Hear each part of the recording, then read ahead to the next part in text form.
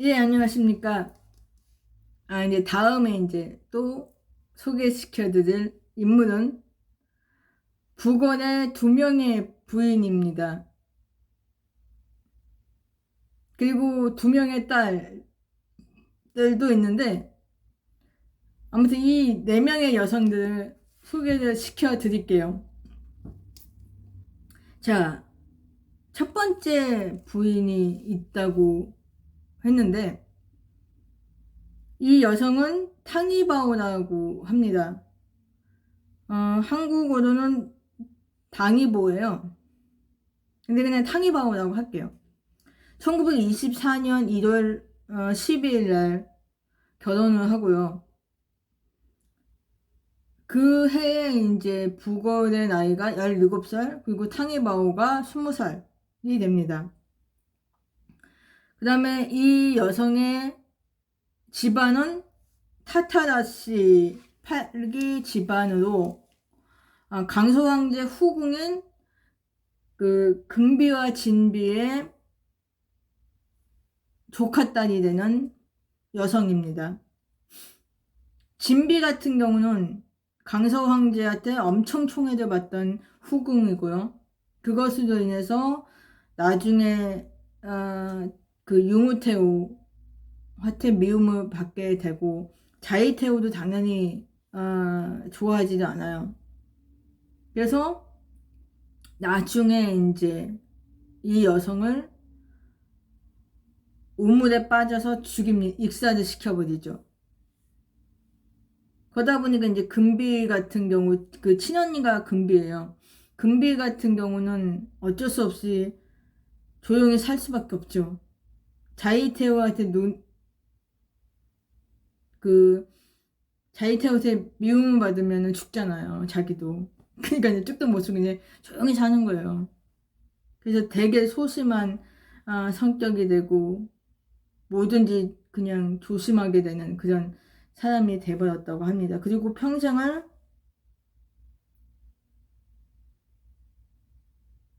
독수 공방을 했다고 합니다. 이쁘진 않아요. 뭐 강서황제가 뭐 진비의 죽음으로 인해서 좀 자책감 때문에 금비를 잠깐 있을 수도 있다고 생각을 해요. 조금은 좀 마음이 썼겠죠. 근데 그 당시에 강서황제도 자기 그 몸도 어떻게 할 수 없는 처지였으니까 그러지 못했을 거라고 생각을 해요. 아무튼 그 사람들의 이야기는 그만하겠습니다. 지금 다른 얘기를 하는 거니까. 아무튼 이 여성은 그런 집안의 여성이고요.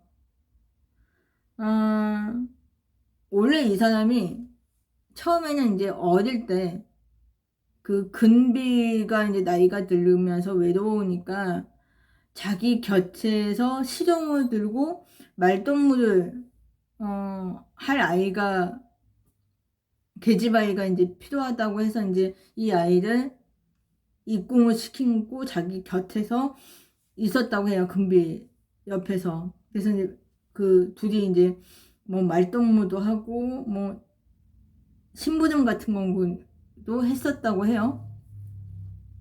그러다가 우연치 않게 부이를 만나게 되고 부이도 이제 어릴 때니까 또래 친구들이 없었을 거 아니에요. 그 북을 빼고는.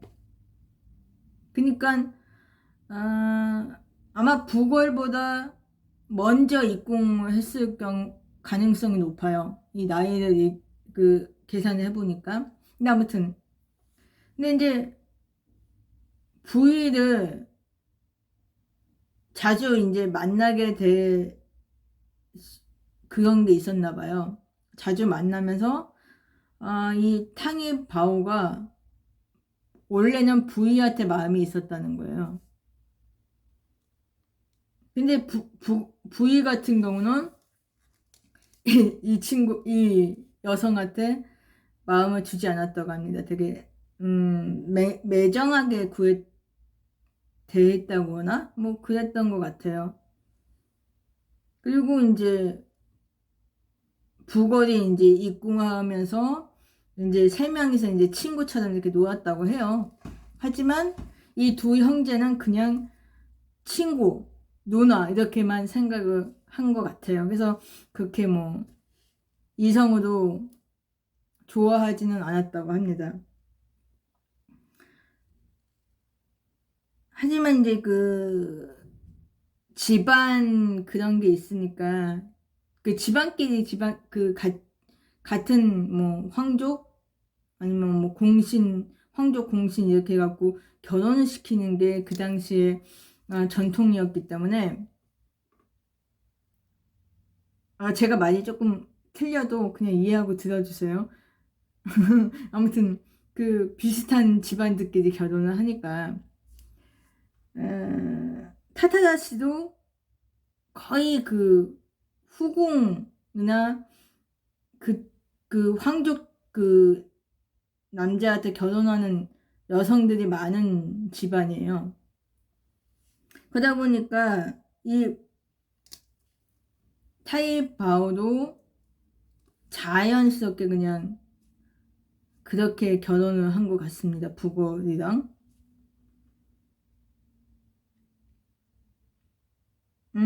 근데 문제가 뭐가 있냐. 두 집안에 대한 그 차이도 있고, 이 두 사람의 차이도 있었어요. 뭐가 있었냐. 가문을 먼저 얘기를 하자면, 애신각냐는 황족이잖아요. 그러다 보니까 보수적이란 말이에요. 전통적이고. 아무리 뭐 서구식의 교육을 받는다고 해도, 그 보수와 전통을 벗어나지는 못했을 거예요. 근데 타타라시 같은 경우는 조금, 서구 교육을 그 어린 자기 자녀들 같은 경우도 서구식 교육을 많이 시켰다고 합니다. 그 당시에. 그래서 이제 좀 집안이 거의 좀 대부분 개방적이었다고 들었어요. 그 진비 같은 경우도 개방적인 성향을 갖고 있었거든요. 진보적인 성향을.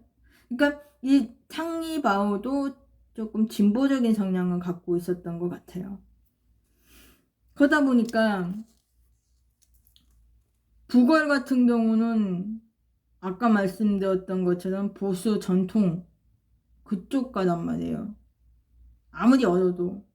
하지만 탕리바오는 되게 개방적이면서 진보적인 성향을 갖고 있었다고 합니다. 근데 조금 다른 여성들보다 조금 더 자유로웠다고 해요. 그리고 경제적인 면에서도 조금 차이가 있었대요. 그러니까 타타라시가 조금 그래도 조금 위였다고 해요. 경제적으로. 왜 그랬는지 모르겠지만.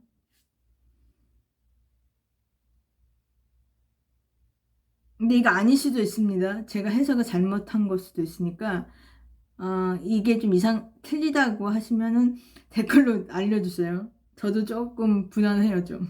아무튼.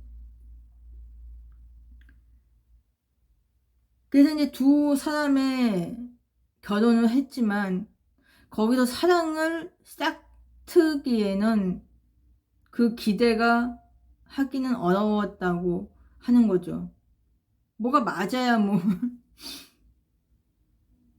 그래서 그냥 둘이 가까워지려고 해도 그냥 멀어지기만 했다고 해요. 그런데다가 이 문제가 뭐가 있냐. 탕이바오가 조금 연애에서 조금 자유로운 스타일이었나 봐요. 그러니까 좀 뭐 다시 말하면 다른 남자도 좋아하고 저런 남자도 좋아하고 문어발 이런 게 아니고 자기랑 비슷한 성향을 가진 남자를 좋아했던 것 같아요. 그리고 자기가 사랑하는 남자를 만나고 싶어 했던 것 같습니다. 이거는 그냥 정치적인, 뭐 집안끼리 결혼을 한 거니까, 사랑하고 뭐 이런 게 없잖아요. 그러니까 이제 자기는 엄청 갑갑한 거죠.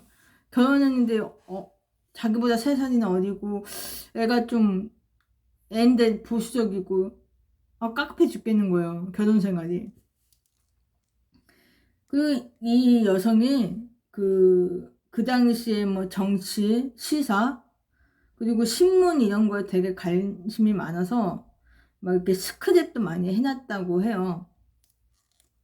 근데 그 중에 제일 관심이 많았던 인물 하나가 장항양, 장수의 양이라고 해서 이 만주 쪽은 똥베이 지역의 장군입니다. 그러니까 거기를 다스리는 군인이라고 생각하시면 돼요. 뭐 지주 이렇게 생각하시면 되는데 영주 뭐 이렇게 생각하시면 돼요. 근데 이 장항량이라는 분 사진을 보면 그 당시에 미남이라고 생각할 수 있을 정도로 잘생겼어요. 지금은 모르겠지만 그 당시에는 꽃미남이라고 할 정도로 잘생겼다고 합니다. 뭐 민국 시대 6인 꽃미남이 있거든요. 그 중에 한 명이에요. 네. 아무튼 이 인물이 여러 번 일 때문에 이제 베이징 왔다 갔다 했다고 그래요. 똥베이에 있다가 뭐 베이징으로 넘어오고 그러다가 1926년 어느 날 어느 큰 식당에 그 부걸과 그 탕이바오가 뭔 일인지 모르지만 무슨 행사 있어서 그랬는지 모르지만 식사하러 갔는데 그 자리에서 이 장학량과 만나게 됩니다.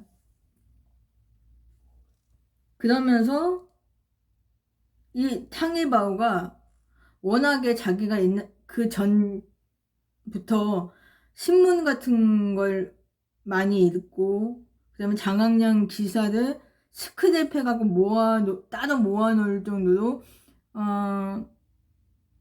자기가 마음에 두고 있었던 사람이란 말이에요. 근데 이렇게 실제로 만났어요. 만났는데 더 잘생긴 거야. 그러면은 일반 여자 같은 저 같은 경우도 뿅 가죠. 장학량이다 뭐 이럴 거 아니에요. 뭐 지금 뭐 친구들처럼 뭐 자기가 좋아하는 연예인 뭐 가수들 보면 와 이러는 것처럼 그렇게 됐다고 저는 상상이 그렇게 되는데 아무튼 그래서 이 이게 어떻게 됐는지 모르겠지만 나중에 장학량과 사귀게 되는 또 사이가 됩니다. 근데 그것으로 인해서 두 사람이 헤어진 건지 뭐 이혼한 건지는 모르겠는데 정확하게 모르겠어요. 여기에 그런 내용이 없어서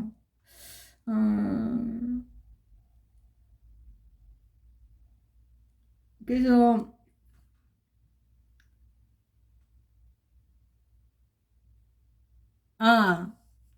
이혼을 안 한 것 같아요. 왜 그러냐면 이혼을 둘은 하고 싶었어요. 그러니까 부걸이나 탕이바오 같은 경우는 이혼을 하고 싶은 거예요. 속으로는. 근데 자기네 체면이 있으니까 부걸은 자기 그 황족이잖아요.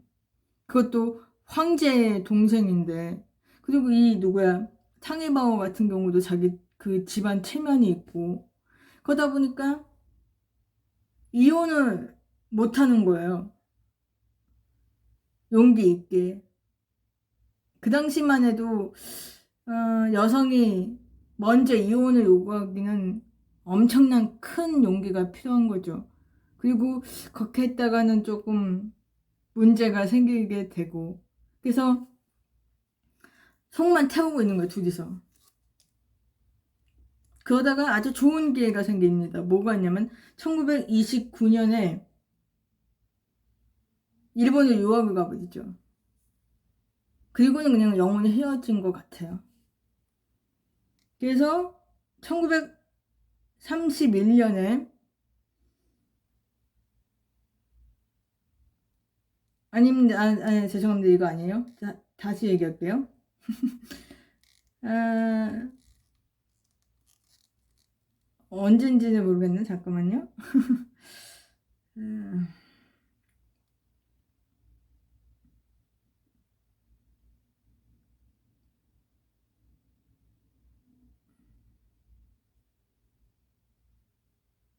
아무튼 이게 지금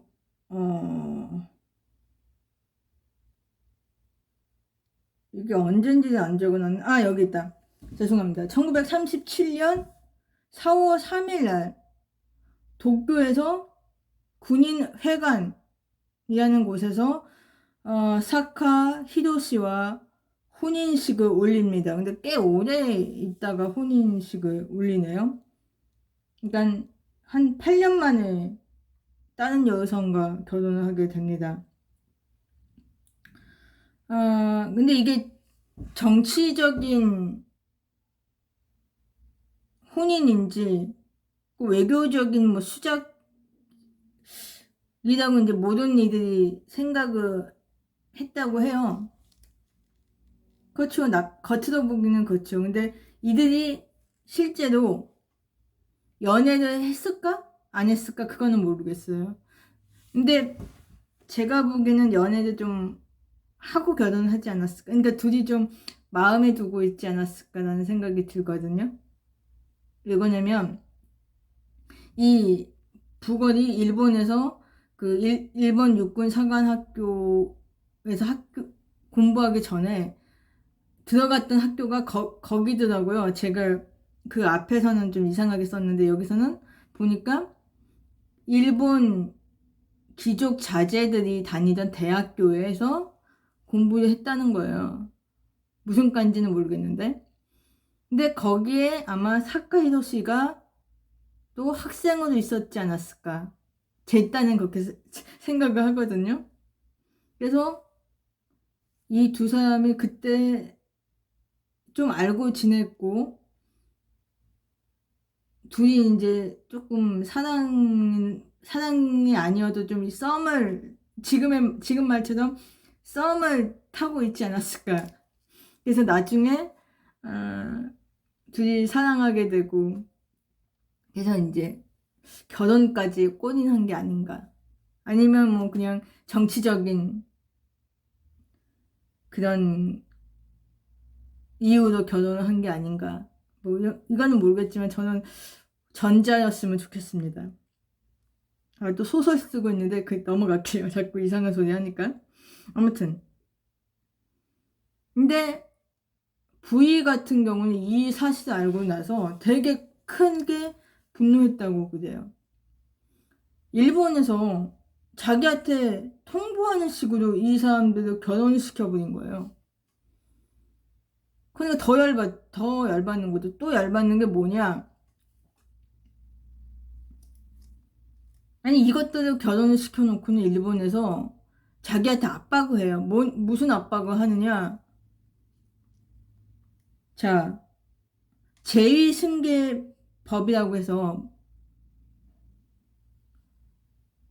부의 당신이 잘못되면 지금 자식이 없잖아. 근데 지금 뭐 언제일지 모르지만 자식이 없을 때 당신이 잘못되면 다음에 후계자는 누구를 추대할 수 없지 않냐. 그러니까 당신이 당신이 사라지게 되면 당신 동생의 자식이 생기면 그 아이나 아니면 그 손자를 후계자로 넘길 수 있다는 법을 승인해 달라고 압박을 가하는 거예요. 그러니까 부의 입장에선 되게 위기감이 느끼잖아요. 저 같아도 되게 노할 것 같아요. 뭐 이것들이 내가 이렇게 건강하게 잘 살고 있는데 내가 아무리 자식을 못 갖는다고 해도 이것들이 막 이러면서 되게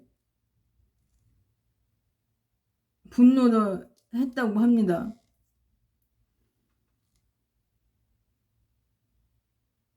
그래서 1937년 7월에 북원이 이제 먼저 귀국을 해요.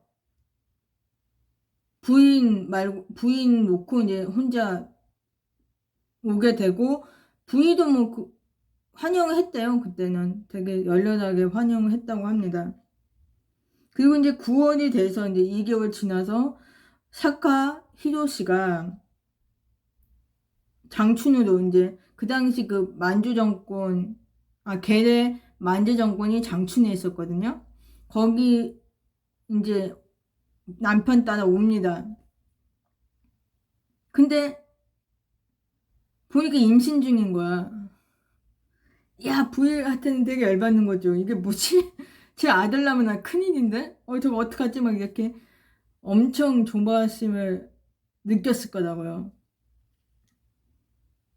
근데 다행히, 아주 다행히 계집애를 낳습니다. 얼마나 다행이에요. 사내가 태어났으면 큰일 나는 거죠. 근데 계집애를 출생을 합니다. 예신가락 해, 아, 해생인데 후이성이라고 합니다. 1938년 2월에 출생을 합니다. 그리고 나서 이제 부위와 부걸의 사이가 멀어졌던 게 다시 가까워지는 그런 계기가 됩니다. 아들 낳았으면 완전히 끝장났죠. 엄청 견제했을 거예요. 부걸이 아무리 형을 좋아하고 만나고 싶어 해도 형은 그 불안감 때문에 아우를 견제했을 거라고요. 근데 이제 딸을 낳고 나서 다시 둘이 좋아졌다. 그 다음에 이제 1940년 2년 지나서 3월에 두 번째 딸이 태어납니다. 그 아이의 이름이 애신가락 후성이라고 합니다.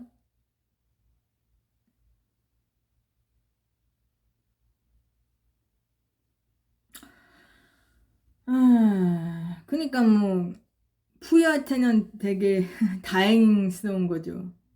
두 명의 조카가 다 딸이니까.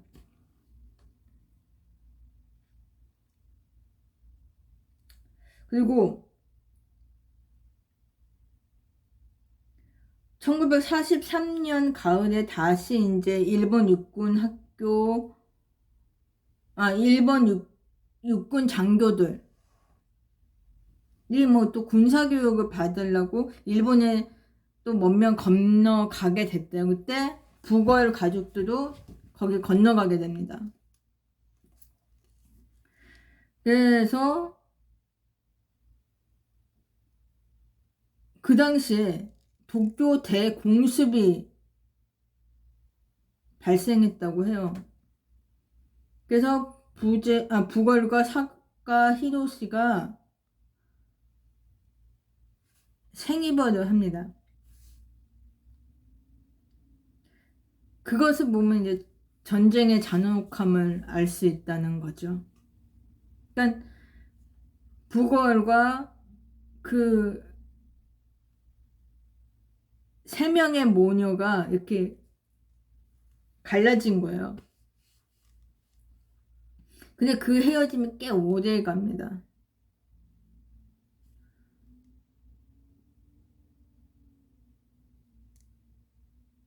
1945년 초에 부걸이 공부를 다 마친 후에 동베이, 그러니까 중국으로 건너가고 아내와 둘째 딸만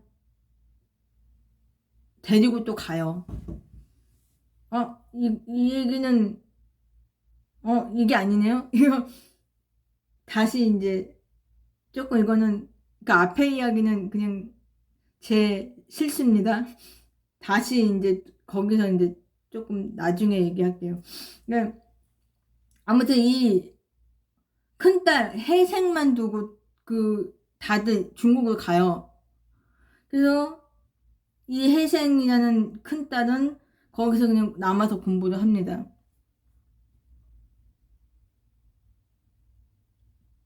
그리고는 이제 여기서 이제 이거는 이제 실제 맞는 얘기인데,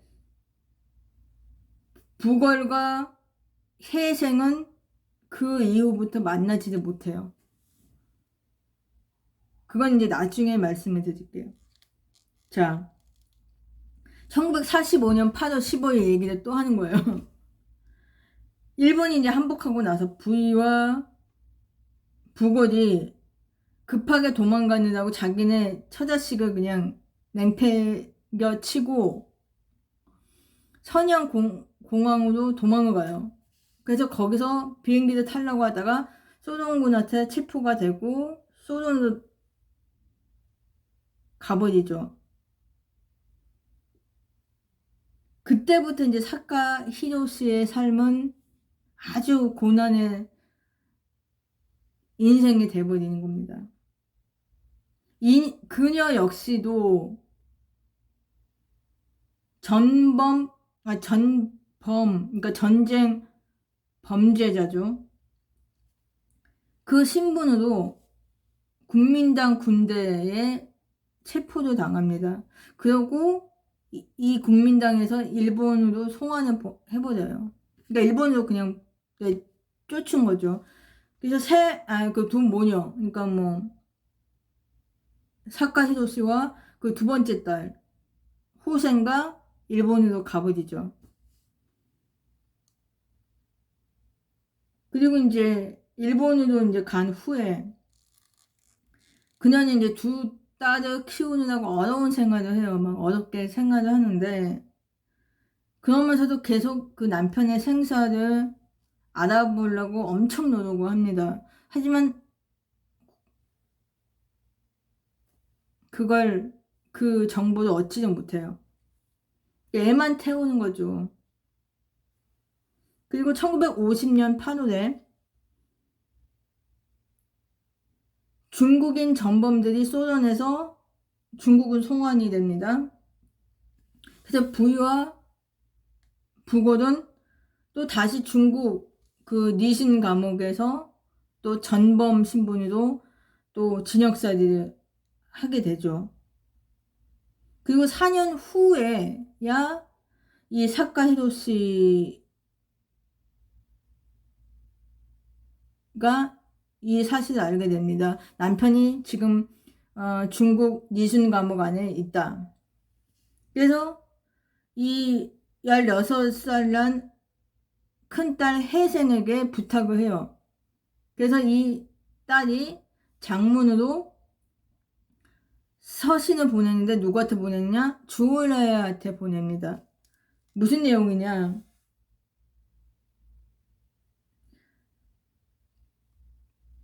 자기 아버지와 어머니가 아무리 중국인하고 일본인이지만 그리고 전범이지만 이혼은 안 했다. 그러니까 이혼할 생각이 없다. 그러니까 언젠간 다시 부부로 복귀를 시켜달라. 그리고 자기 어머니와 자기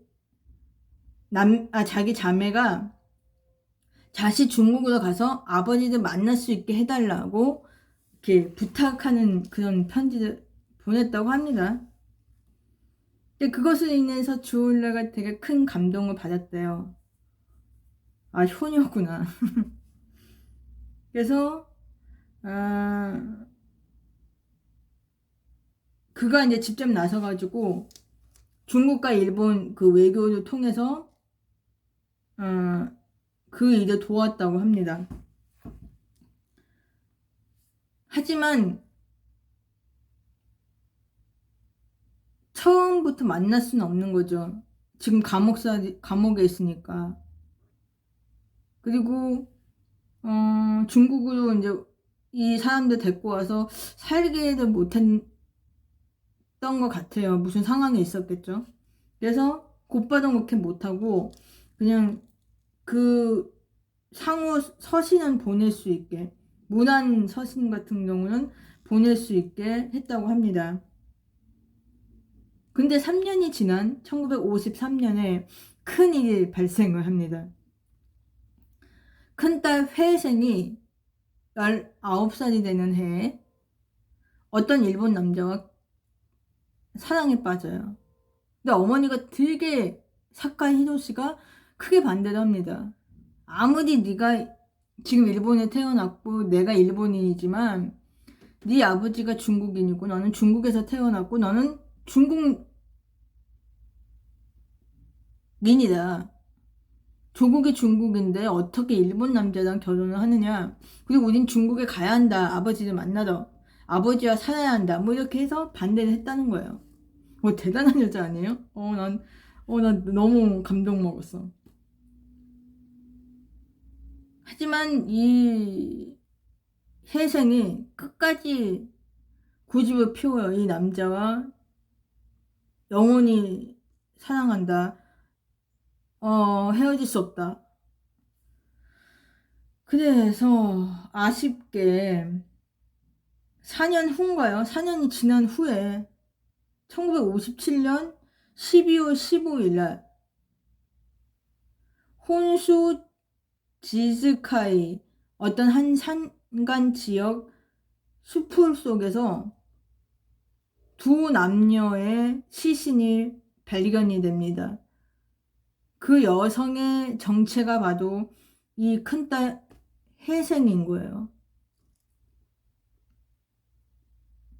이 여성은, 그러니까 혜생은 간자놀이에 총을 맞고 남성 팔에 쓰러져서 있었다는 거고, 남성도 이제 남성은 뭐 머리 부분, 뭐 뒤통수인지 어디 이렇게 총을 쐈대요. 본인이 싸고 왼손에 총을 들고 있었다고 합니다.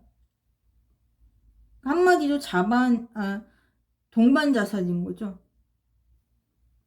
둘이 너무 사랑에 빠져 있는 상태였던 것 같아요. 그래서 꽤 오래 질긴 인연이었던 모양입니다. 그래서 이렇게 비참한 죽음을 맞게 되고요. 그 소식은 이제 북어에게 이제 전해지게 되겠죠. 그러면서 엄청난 비통함을 느꼈다고 합니다. 그래서 아주 오랫동안 힘들어했다고 그래요. 그리고 사카 히로시도 마찬가지였고요. 그리고 자책감은 엄청 느꼈을 거예요. 자책감도 수반이 되어 있었겠죠. 본인이 반대 안 했으면 이런 일까지 되었을까라는 생각으로 자책을 했을 거라고 생각합니다. 그 다음에 1960년 11월 28일 부골이 이제 그러니까 감옥에서 이제 나오죠.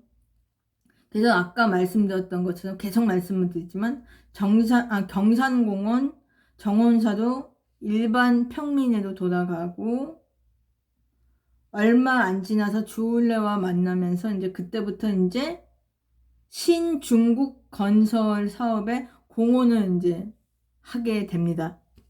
그러니까 중화인민공화국을 위해서 일하는 정치인 예술가가 되는 거죠. 그래서 1961년 5월에 드디어 사가 히로시가 큰딸 혜생의 유골함을 들고 작은 딸 호생과 같이 중국으로 돌아갑니다. 자기 남편에게. 그러면 이제 얼마나 감동적인 만남이겠어요. 아주 눈물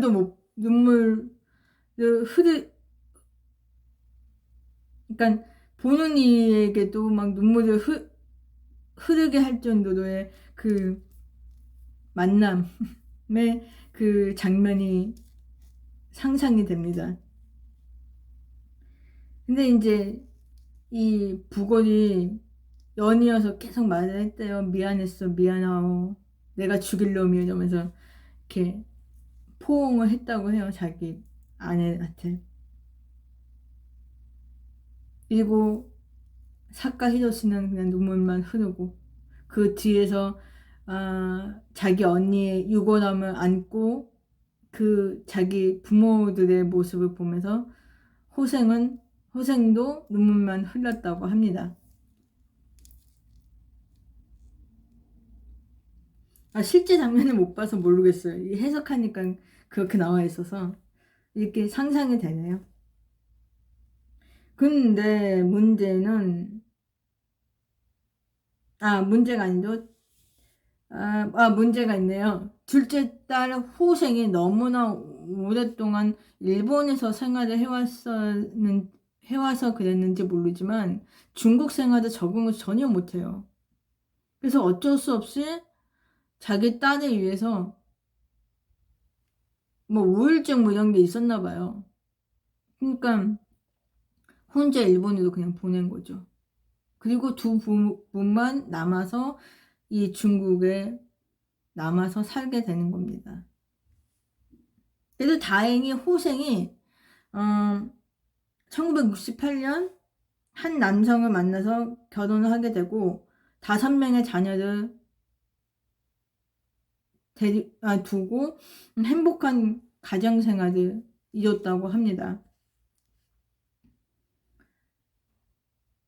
그래서 이 두 부부가 말년에 행복한 생활을 하면서 또 일본으로 잠깐 건너가서 그 자기 딸 호생의 단란한 가정의 모습을 보면서 흐뭇해하면서 외손자들을 이뻐해주고 막 애지중지하다가 이제 중국으로 다시 건너오죠.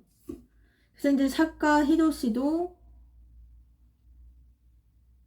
일본인이지만 그래도 남편의 조국 중국을 위해서 또 봉사를 하면서 살았다고 합니다. 근데 1987년 6월 20일 사카 히로시는 병으로 입원을 하지만 병세가 너무 악화가 된 관계로 치료하기는 너무 늦은 거예요. 그래서 그냥 얼마 안 지나서 사망하게 되었다고 합니다. 나이는 그때 73살. 그 오래 사신 거죠. 그래서 이렇게 이 부걸의 2명의 부인과 2명의 딸에 대해서 얘기를 했습니다. 근데 저는 부위와 부거를 이제 두 사람의 삶을 이야기를 하면은 비참하진 않았어요, 둘 다. 그러니까 역사의 희생물이긴 해요, 마침. 그런 거는 저도 부정할 수는 없는데 말년에 도 행복했잖아요. 그 부위의 황후였던 완용을 비하면은 행복한 거 아니었나요?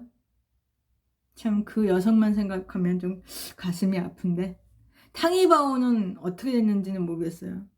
그 여성에 대해서는 자세히 제가 소개를 해드릴 의미는 모르겠고 그리고 알고 싶지도 않고 그냥 나중에 뭐 기회가 되면 제가 뭐 관심이 생겨서 다시 하게 되면 말씀을 드릴게요.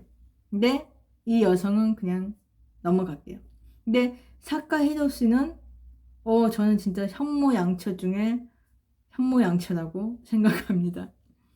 자기 남편을 위해서 저기 그 누구죠? 그 영춘왕의 부인 이방자 여사가 있어요. 그 부인과 흡사한 분인 것 같아요. 그 이방자 여사가 일본인이거든요. 그리고 영친왕은 대한제국의 왕자. 그러니까 두 분도 정치적인 그런 이유 때문에 결혼을 하셨단 말이에요. 그래도 말년까지 서로 백년해도를 했었어요. 이분들도 마찬가지잖아요. 아무튼 이 두 분의 삶을 보면서 참